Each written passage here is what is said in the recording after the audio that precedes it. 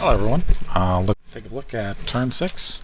I got a message from someone saying they were, well, you're going to see it. So I got a message from Poulter saying we border each other. So there's a possibility we did have that bump we talked about being a possibility. He was pretty comfortable, so if there is a bump, maybe maybe he schooled me. Well, we'll see. No bump. Evo on his way. Poor dude couldn't make the journey. Rest in pieces. More gems. 10 gems. Magical fish. And a fairy court. Ugh. Tax minus 100 in the first couple turns sucks so bad. And some virgins. Alright.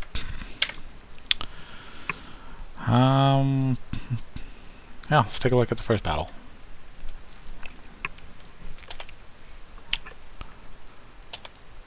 Alright. This army wasn't as big as I thought it was going to be, but I can transfer the troops that this guy is holding over to him, and then he can go back to researching and stop being a troop carrier. Nice, they all collapse. Oh, this guy might die. He's got a bit of surround on him. No, he got some backup. Oh, running for their lives. Thought you were strong, hey priest? And come over and protect your lands against these invaders. And they just chase him down. Those are some huge mushrooms.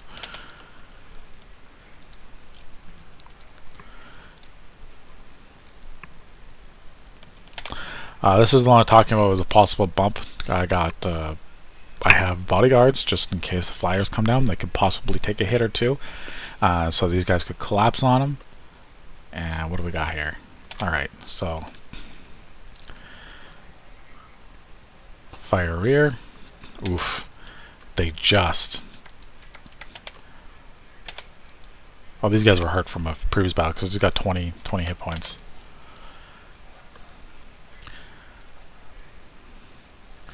And we chop them up.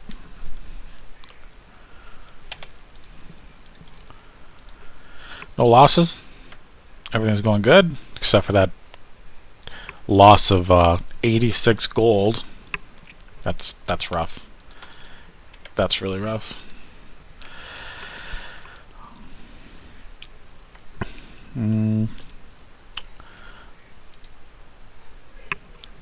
So, Poulter, what do you have again? Right. The thing about trample is that it does a check against the unit's defense. And I don't think it's auto kill, so it'll do chip damage against things with higher health, like 20. And with a lot of these guys have experience bonus, so they should base defense 12, so they should be able to dodge some of the tramples. I don't think that guy... Do I recall that guy not having a shield? No, he doesn't. He might repel some, but not having a shield will pound through 18 prot, but I don't know what his bless is, and that's the danger. Most of our hits will be body shots, because he's... Let's be real, he's going to be size 6. So my units are size 2 with like 3 weapons, so most of the hits will be body shots. They won't hit the helmet. So it'll be against prot 12, which will really help. If he's doom stacking, he'll kill me, but if he's splitting his units to expand quicker, this army could take him, especially... Alright, I'm back. So I made a mistake. It's not Poulter to myself. This is TX. Poulter is to my west. Kind of scary. Lamia's to my south. They don't fly, so I don't have to worry about the rear attack anymore, but I keep doing that. These monsters I have to worry about. They don't have much defense skill, so I'll definitely hit them. And thanks to my high strength unit, I'll actually do chip damage even with their berserk on. How much do they cost? 40 gold. That's actually not a whole lot for... He can mask these. See, this is a big problem for me. They They're actually pretty low magic resistant for a sacred. I think they're. He's using acid guards. This might be his starter army though, but he's got acid guards. He was saying that they're pretty awesome. These guys also don't have a shield, but they do hit like an absolute truck. Yikes, they're scary. What can you do? Just fight them, you know? You can't be timid and not fight things. You have to wade in and, you know, take a collision, and you can learn from it. The sooner you learn what works in combat, the more you'll know in the future, in future games. I don't think I'm boned at all. I think I should be okay, but those things are pretty spicy. That is turn 6. Thanks for watching, everybody, and I'll see you in the next one. More gems. Love it.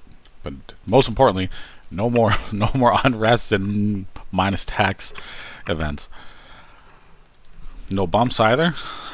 So that can be like good, and you know, bumps can be really good for you too. It puts you in a position of power. Or I mean, if you win.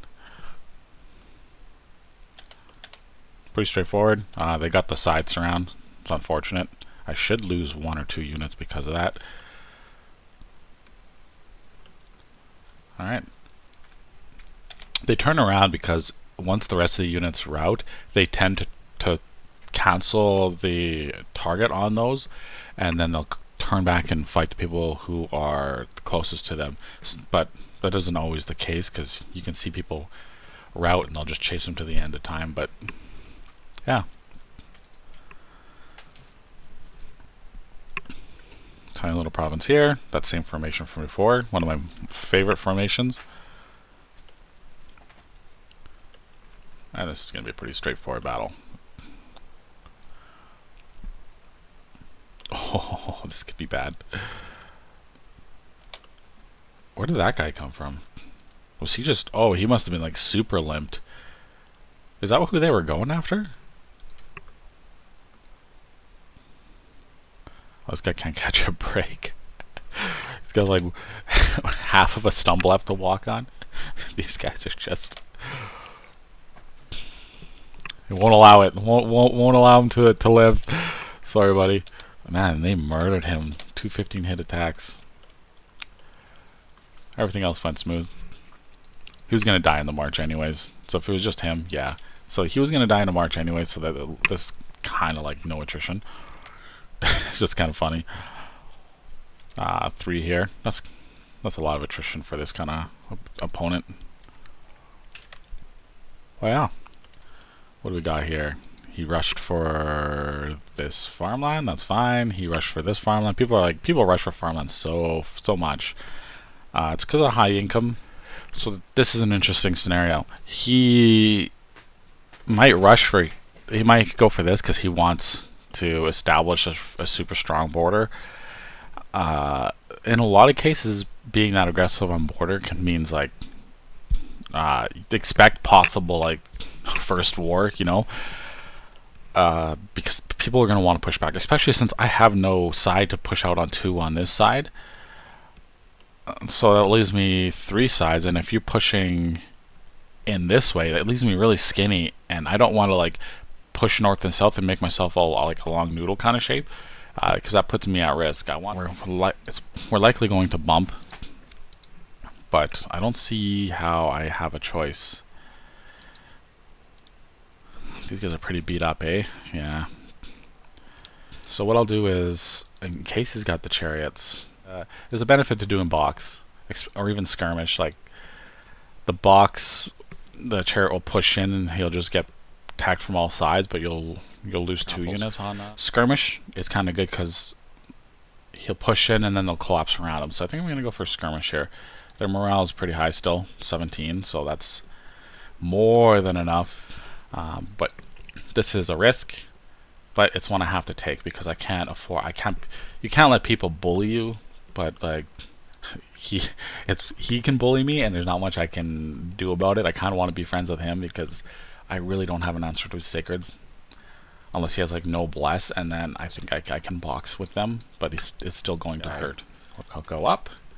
And yeah, there's like no risk. I don't think I've lost a battle doing a situation like this against cavalry. If there's archers, yeah, there's archers, so that they could, you know, get a couple lucky arrows on him.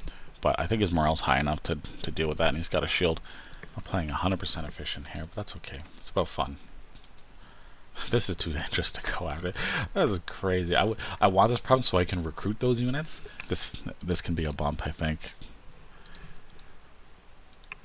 But again, you can't play as if you're going to lose. You have to assume like, hey, well, you can't assume. You have to know this person has problems too. They have strategies. Their whole strategy is, hey, let's just screw this guy over. It's, hey, they've got worries on all sides too. So they might have one of their smaller armies here and be like, I can't afford this bump, right? Yes, you have to take into account losing your armies, but you have to also play to win. And something I like doing is, I like playing just to give my opponents an opportunity to make the mistakes. So it might not be 100% safe, but it's really done well for me in the past. So, oh, I also found a scout province, so I'm gonna get some eyes out there and recruit a bunch of these guys and see what's up. Oh my god. Oh, that froze my game. Okay, there we go. He's just got gold to spare, hey? Alright, well that's turn 7. That shouldn't be too long till turn 8, so thanks for watching, and I'll see you in the next one. Sooner or later we're going to have a bump. And it doesn't seem to be now. He named his prophet his own name too. That is kind of funny. Alright, let's take a look. This is the fight against... Oh, this should be pretty straightforward. Charge. Yeah, this is wiped up pretty easily. Second battle. This is against... We'll try... The short bows can do some damage against these guys because their prot's only 10, but they got a fair amount of shields and a fair amount of health, so they can cause some afflictions, though. That's kind of reliable.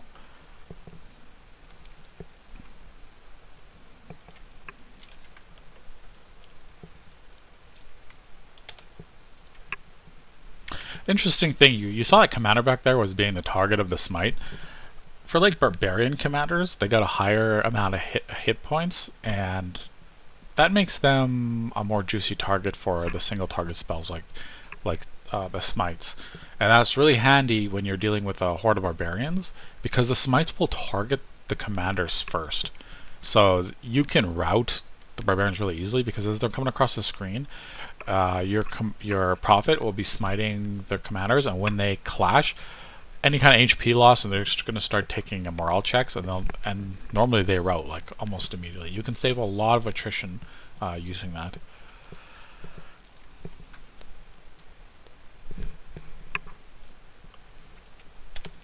Alright, this one's a little spicy, but this is the main bulk of my army are going to be these units, so they better show up.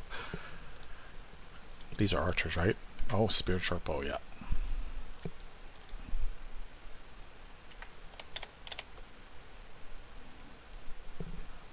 Oof.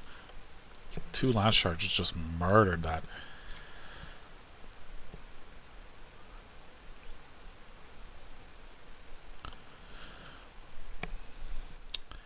I'm not gonna lie, that I was a little worried there. I just held my breath.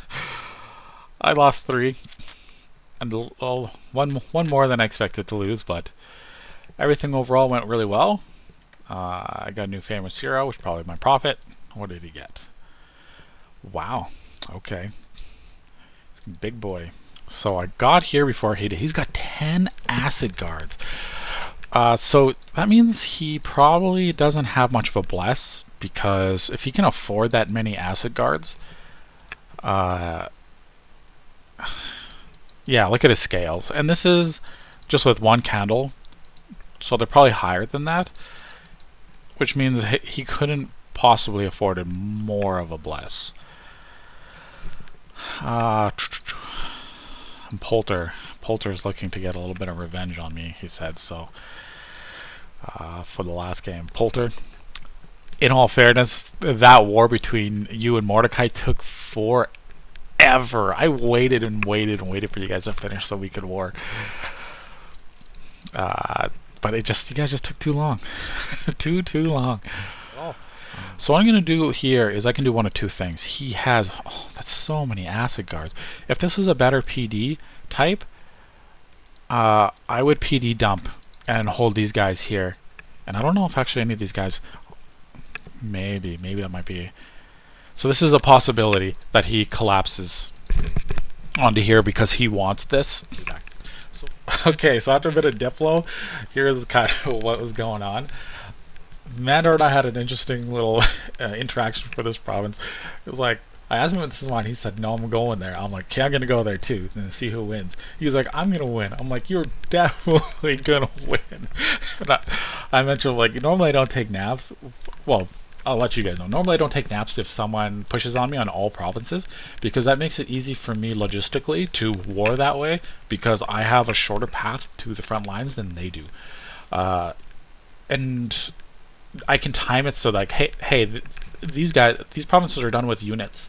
So now they're going to want to expand in these directions or go look around. He has a good map move, so it doesn't affect him as much. But then I can kind of attack how I want and kind of take a bunch of provinces in one go and kind of catch them off guard. So normally, like where I have the better extensions, I'll leave those guys alone and I will predominantly just attack whoever pushed on me the most. And that has worked for me very well for quite a long time. So it's kind of something, it's kind of predictable. I'm kind of predictable in that sense.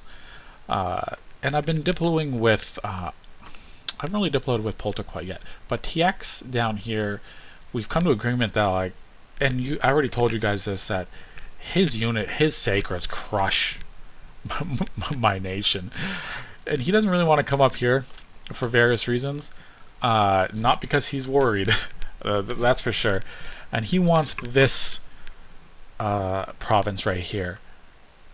And that leaves me, if I give him this, then I'll want a nap because I don't want him to be indented towards my cap without a nap. I've successfully had arrangements where we just kind of sit there without a nap and we don't kill each other. But I'm kind of in a hard situation here because that means I'll have to move west, which, you know, it's not bad. I'll have an interesting fight with these chariots. So I think that's what I might do. Let me do a little more diplo and then I'll come back with the conclusion. Okay, so in conclusion, I asked Polter if... I actually told Polter how much units I have and kind of like what I can bring. And if he can fight against that, I told him I would like to war him. I can see he's got like an indie province here or whatnot. So he probably has a little bit of more work to do. So I figured I'd ask TX, kind of like soft ask him to war, kind of, you know. He's interested. He wants his province. Is the basics of this, and if I don't give it to him, I know he's gonna come crush me for it. He is. Well, I've said it more than a few times. He's the one I'm most afraid of. This is gonna be an interesting show. I don't know how I'm gonna hold up against this, but I'm going. So yeah, I kind of had a discussion with him, and we haven't declared war on each other, but there's gonna be war. He wants this province, and just like I didn't want to have an uneven province up here, completely understandable that he's not gonna let me do the same thing. And if I were him, I would smash me too. So yeah, that's the turn. Sorry this one took so long, but a lot of interesting things have happened. I'm going to have to figure out which one's the best one to fight him. It's likely going to be these Impalers. But yeah, tune in next time for when we get a little closer to our fight with TX. Thank you. Hello everyone, this is Rainbow Games, and this is turn 9? Yeah, turn 9. So a couple things happened from when I stopped recording in the last video to this one. I ended up napping, something I never usually do. So I ended up napping with both sides as well. With TX as well. So, because I have, I'll show you here in a moment. Let's watch these battles. So I scouted a battle here. What the heck is all this? Oh, this is mercenaries. I was like, this is a weird indie province. And why is it on the left side?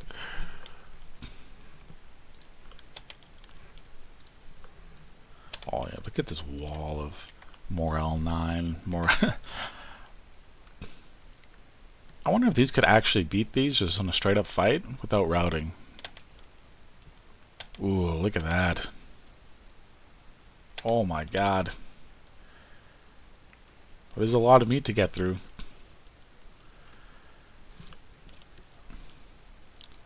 Oh my god. Yeah, these guys got the right idea.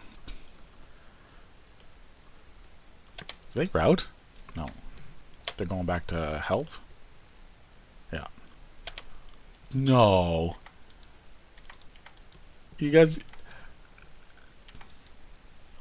He's got expensive horses and gear, and you lost a militia. Which caused these guys to rout, yeah. Oh, they got the commander. That's crazy. I don't think they could actually get through these guys. Anyways. Oh no, the heavy cav could, yeah. If these guys would have held, the heavy cav would have carried this whole match. Oh, 75. It's not good. Never join the army as militia. You ain't getting home to see your wife again. This one's mine. Personal regeneration. Got any items for me? No. Got a slave. You're gonna cast agony?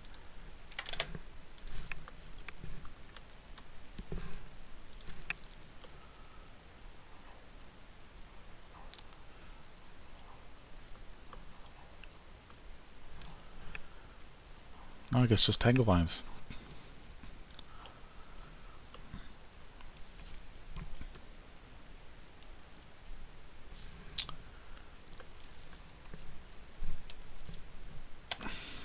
I wish, like, if you killed the commander before the blood slave, you just kept the blood slave. Yeah, slingers. I've got decent helmet and high chance to proc the shield. The slingers aren't really gonna do anything. Alright. So basically what happened is I was going to war, and 20 exemplars, his sacreds, I think I could handle with all of this, with mage backup. I don't know what else he brought, so he could bring more. But I was thinking, like, we're both astral, and especially me, like, there's something I want from here. It's called Astral Fires. I wanted to try this artillery spell out this game. I've always had my eye on it, and I was you know, you have all these builds you want to try, and then you put on the back burner, and then you never get to it. This is one of those, and I wanted to try this, and with this nation, like, it's perfect. AoE 4, damage 10, I guess magic resistant gates, but with some tests, like, even MR17 were failing, like a fair bit, so really want to give this a shot. So what you want to do before you ping thrones in these games, like, some of these have a lot of troops, but it's not really the troops you want to worry about. Like here, the troops, the centaur warriors and the vine ogres, they can really cause some problems. Here, not really a big problem. Even forest trolls aren't too bad. Here, you know, it's not too bad. Militias, we've all seen how good militias are. You want to move a scout into it, or even a commander, doesn't matter, something cheap. Put them at the back, go, retreat, and that way they'll ping this province, and since this guy has stealth, then he can retreat in stealth and be safe, but then they can see what exactly is here while I gather all my troops to this spot. Nice, this is what I was hoping for. So anyways, I do something I don't normally do. I napped with TX, with Polter, and with Mandar. And I normally never do that. And I normally only nap with one, sometimes two, and then I fight whoever wants to fight. But there's just too much opportunity here for me to have my hands not full. Look at this, 250 income. Mandar might get all upset if I take that though.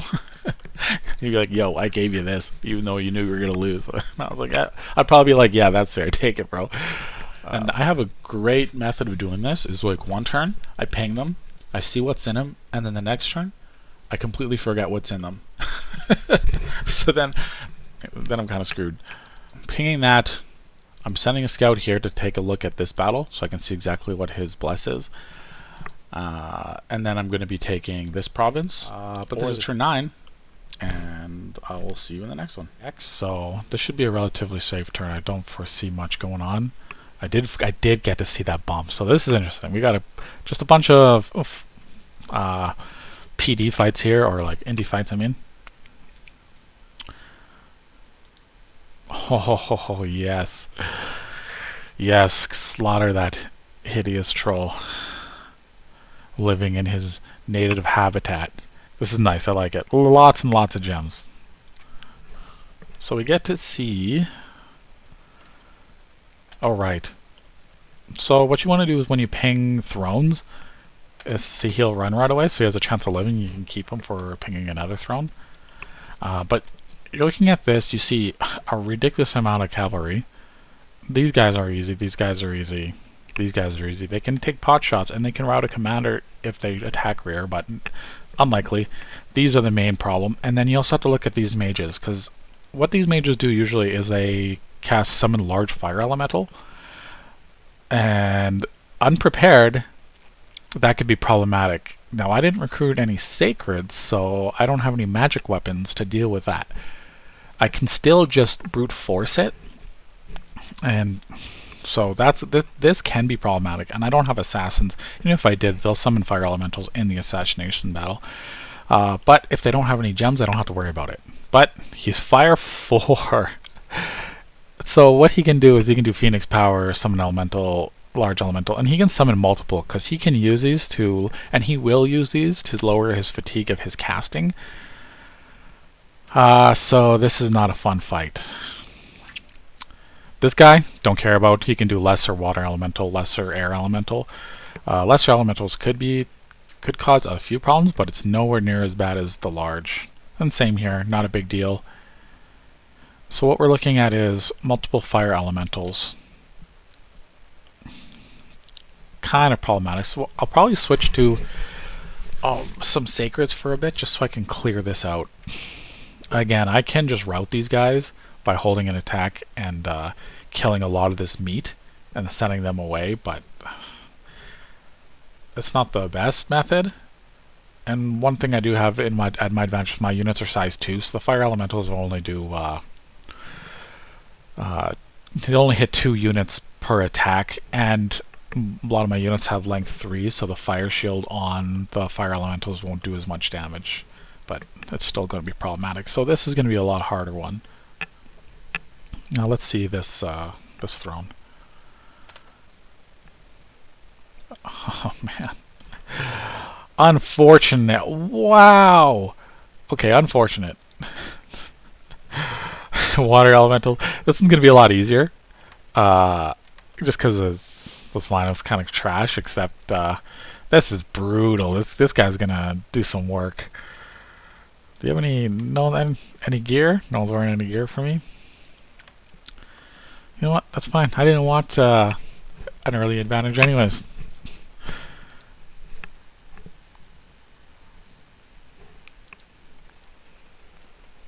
Let's take a look at these sacreds.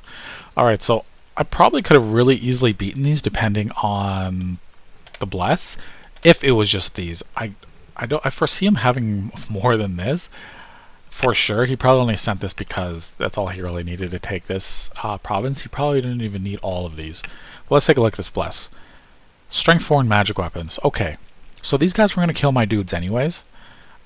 these will just chew him through faster, but he doesn't have a defensive bless, and magic weapons does nothing to me. So if it was just this army, I could have easily cleared it, because watch, these guys will go to what, 24, 25 prot.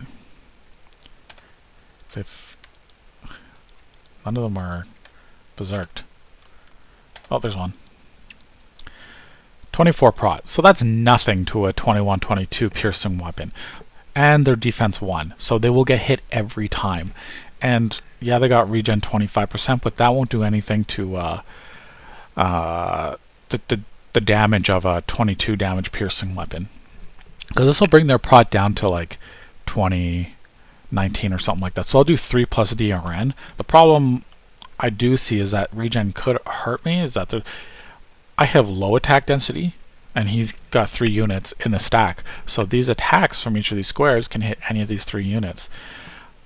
And chip damage, even if it's like 3 plus DRN is a fair bit, but that's still kind of chip damage. It can do a lot more, like possible to one-shot, but it allows them to use that regen a lot more. And this is 6 attacks a square.